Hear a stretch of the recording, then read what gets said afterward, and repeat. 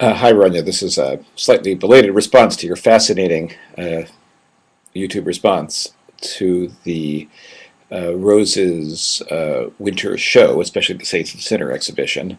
Uh, I loved your idea of a resonance sort of trace of the Cabinet of Curiosity in the Laura Hoffman installed exhibition, Saints and Sinners, in the sort of in the main Rose building. Uh, And it was interesting. I mean, you very nicely pointed out there's the sort of sacred profane distinction, which seems to work in some ways. Although I thought the Cabinet of Curiosity features are really quite nice. The aesthetic of almost wild juxtaposition, the unexpected sort of bricolage features, rather like the early Cabinets of Curiosity.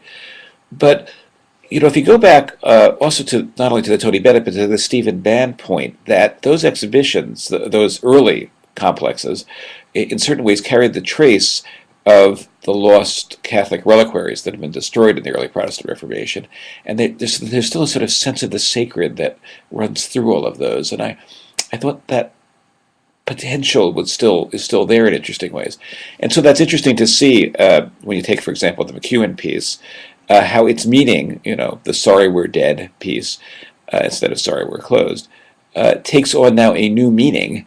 Here we are now, 10 days after your original post, and the Rose is no longer to be with us.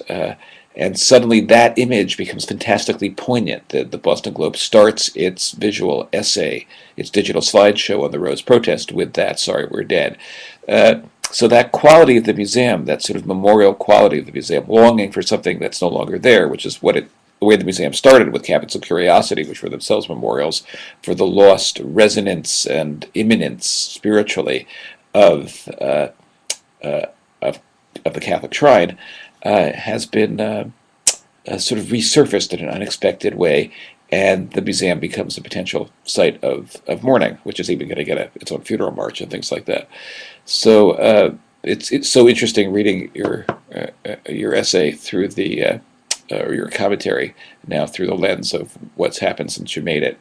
Uh, and going back to your point on the Hoffman, yeah, I take your point, though I love the work that the hanging from the ceiling maybe makes too much of the spectacular features, although there is something to be said for just having some fun in the Foster wing, since it's big and large, and that's what the staff seems to have done. But I certainly take your point.